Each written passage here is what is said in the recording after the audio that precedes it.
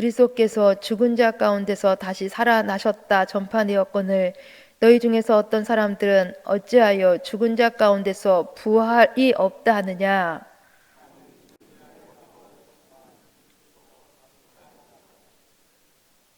그리스도께서 만일 다시 살아나지 못하셨으면 우리가 전파하는 것도 헛것이요 또 너희 믿음도 헛것이며,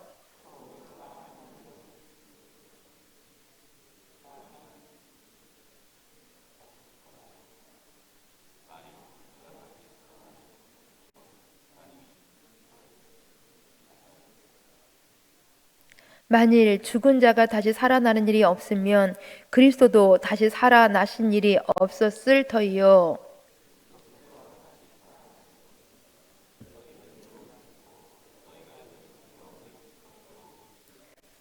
또한 그리스도 안에서 잠자는 자도 망하였으리니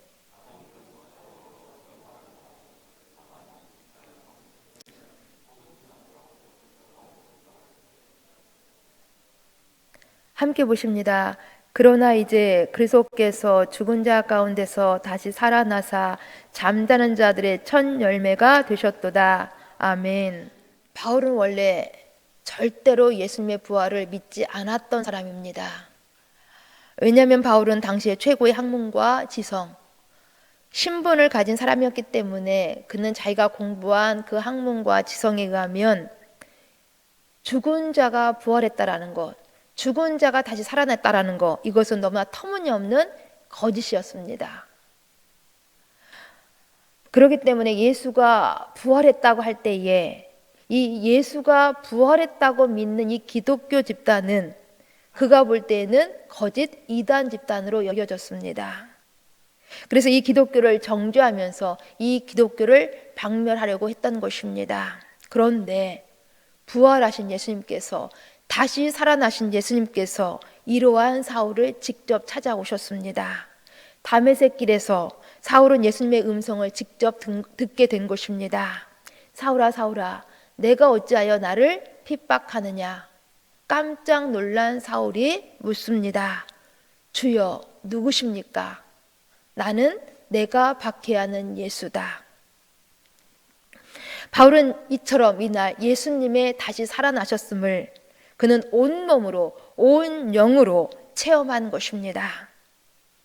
바울은 평생 이날의 사건을 잊을 수가 없었습니다. 그래서 바울은 자기가 만난 예수님을, 다시 살아나신 예수님을 그는 모든 만나는 사람에게 전하고 또 전하였습니다. 어느 장소든 어느 신분에 있는 사람이든지 막론하고 다시 살아나신 예수님을, 부활하신 예수님을 증언하고 또 증언했다라는 것입니다. 이 예수님의 부활은 바로 이 바울의 지성과 바울의 이성을 뛰어넘는 너무나 생생한 사건이었기 때문입니다. 또 자기 몸으로 경험한 실제적인 사건이었기 때문입니다. 그래서 바울은 고린도 교회에도 죽은 자 가운데서 다시 살아나신 예수님을 전하였습니다. 그런데 고린도 교회의 어떤 사람들 중에서는 이 부활을 부인하는 사람들이 있었습니다. 오늘 본문 12절 말씀을 같이 읽습니다. 12절 말씀, 그리스도께서 죽은 자 가운데서 다시 살아나셨다 전파되었거늘 너희 중에서 어떤 사람들은 어찌하여 죽은 자 가운데서 부활이 없다 하느냐. 어찌하여 죽은 자 가운데서 부활이 없다 하느냐. 바울은 분명한 사실인 예수님의 부활을 믿지 않는 사람들을 이처럼 책망한 것입니다. 그러면서 오늘 본문 그 뒤에 13절부터 19절 말씀까지 만일이라는 이 가정문을 사용하여서 부활이 절대적인 사실임을, 부활이 절대적인 진리임을 설명하고 또 설명하였습니다. 보세요. 13절 말씀을 보시면 만일 죽은 자의 부활이 없다면, 14절에 만일 그리스도께서 다시 살아나지 못하셨으면, 15절에 만일 죽은 자가 다시 살아나는 일이 없으면 이라고 가정문을 사용합니다. 그 뒤에 16절, 17절, 19절에서도 계속 비슷한 가정문을 이제 사용하고 있는 것을 볼 수가 있습니다. 여기 가정문은 거짓을 사실인 것처럼, 또한 사실을 거짓처럼 부정하여서 그 분명함을, 이 사실의 분명함을 더욱 강조하는 것입니다. 즉 바울은 여기 가정문을 많이 사용하여서 그만큼 예수님의 부활이, 우리 주님께서 다시 살아나셨음을, 이것이 확실함을, 이것이 진실임을, 이것이 진리임을 강조하고 또 강조한 것입니다.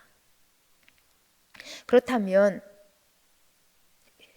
예수님의 이 부활이 얼마만큼 사실이었으면 바울이 이처럼 많은 가정문을 통해서 증명하고자 했던 것일까요? 여기 예수님의 부활의 진실이 무엇일까요? 예수님의 부활 속에 담겨져 있는 이 메시지는 무엇일까요? 그것은 첫째, 우리 13절 말씀을 보시면 만일 죽은 자의 부활이 없으면 그리스도께서 다시 살아나지 못하셨으리라 말씀하십니다. 똑같이 16절에서도 만일 죽은 자가 다시 살아나는 일이 없으면 그리스도도 다시 살아나신 일이 없었을 터이요 라고 말씀하십니다. 곧 죽은 자의 부활이 없다면 예수님의 부활도 없다라는 것입니다. 정말 죽은 자가 다시 살아나는 일이 없었을까요? 그러나 로마서 1장 4절이 말씀합니다. 성결역으로는 죽은 자들 가운데서 부활하사 능력으로 하나님의 아들로 선포되셨으니 곧 우리 주 예수 그리스도시니라.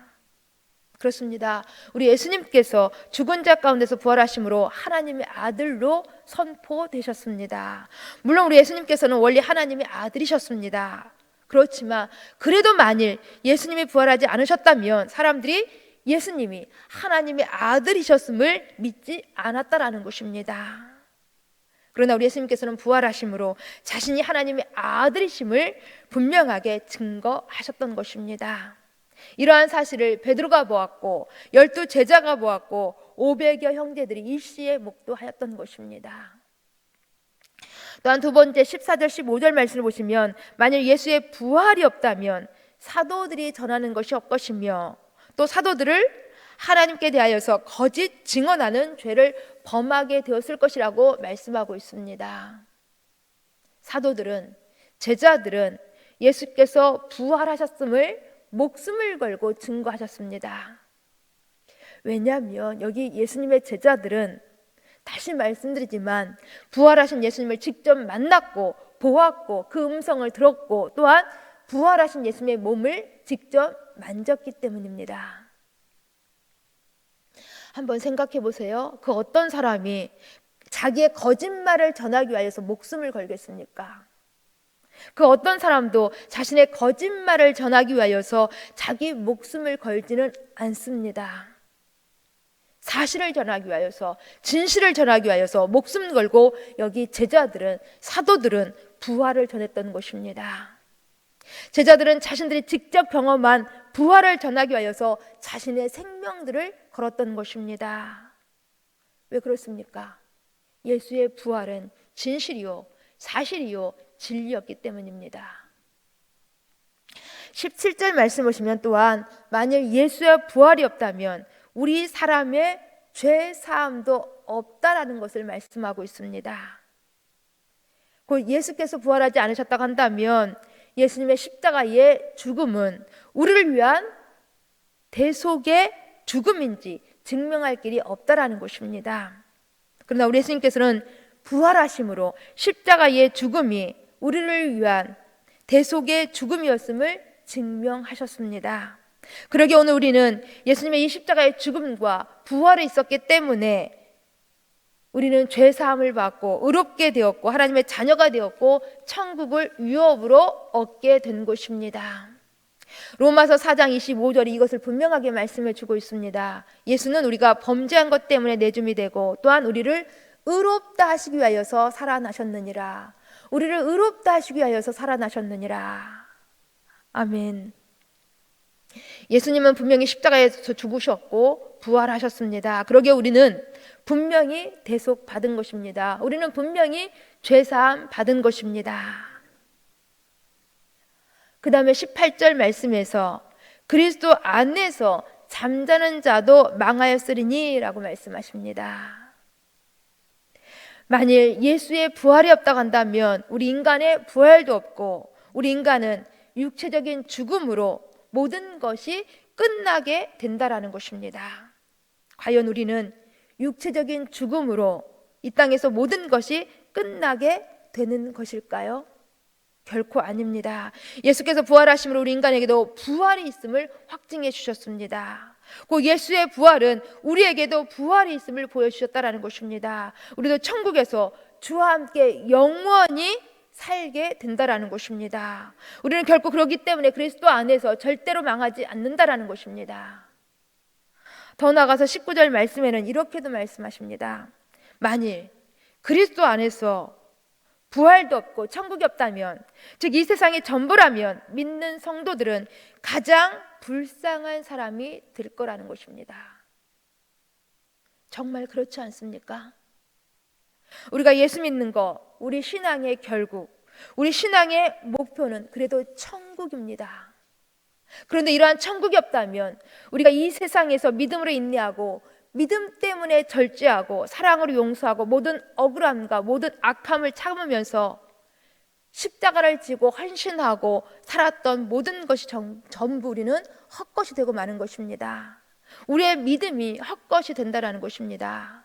그러기에 부활이 없다면, 천국이 없다면 우리 성도들은 가장 불쌍한 사람이 되리라고 말씀하고 있는 것입니다. 그러나 우리 예수님은 부활하셨습니다. 예수님은 부활하셔서 지금 하늘 보좌에 계십니다. 그리고 우리의 목자가 되셔서 우리를 생명수샘으로 인도하십니다.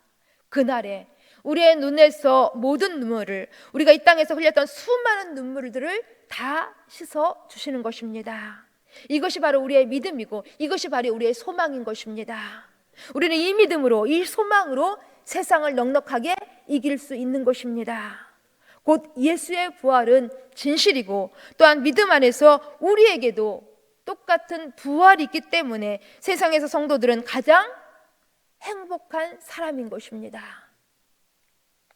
이 사실을 오늘 본문 20절 말씀이 이렇게 말씀해 주고 있습니다. 우리 본문 20절 말씀 같이 읽습니다.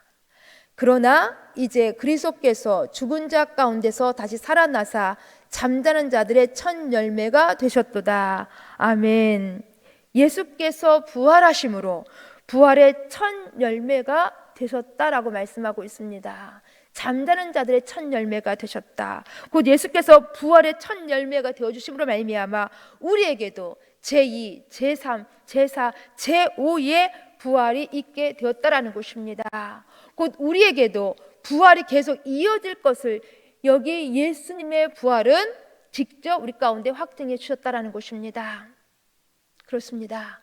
우리 예수님은 부활하셨고 예수님의 부활은 곧 우리의 부활이 있음을 말씀하고 있는 것입니다. 그러기에 우리는 이 세상의 삶이 전부가 아니라 부활 이후에 오는 내생, 영원한 삶이 있는 것입니다. 우리는 이 사실을 믿기 때문에 이 땅에서 잘 먹고 잘 사는 것이 결코 우리의 최고의 가치가, 최고의 목표가 결코 아닌 것입니다. 그렇다면 우리는 어떻게 이 세상을 살아가야 하는 것인지, 우리 예수님께서 십자가에서 죽으시고 부활하신 것처럼 우리도 날마다 우리 가운데 지어진 십자가를 지고 자기를 죽이는 삶을 통하여서 그리스도를 본받는 삶을 살아가야 하는 것입니다. 우리 본문 말씀 그 뒤에 32절 말씀을 보시면 바울이 말하는 바가 바로 이것입니다. 죽은 자가 다시 살아나지 못한다면, 곧 우리 가운데 부활의 소망이 없다고 한다면 내일 죽을 터이니 먹고 마시자 하리라 했을 것이라는 것입니다. 그렇게 세속적이고 향락적인 인생을 살았을 것이라는 것입니다. 그러니 바울은 여기 바울이 바울되게 했던 것은 그래서 부활의 소망이었던 것입니다. 바울이 세상에서 그렇게 풍요롭고 명예로운 삶을 포기하고 소명의 삶을 살 수 있었던 것, 즉 참수형을 당할 때까지 복음 전파를 멈추지 않았던 것, 그에게는 분명한 부활의 소망이 있었기 때문인 것입니다. 그렇습니다. 우리 또한 이 부활의 소망이 있기 때문에 이 부활에 대한 확신과 소망을 분명히 가지고 우리는 담대함 가운데서 인내하면서 주의 일에 더 힘쓰는 사람들이 될 수 있는 것입니다. 우리로 그렇게 늘 살아갈 수 있도록 우리 하나님께서 우리를 붙잡아 주시고 우리를 인도해 주시는 것입니다.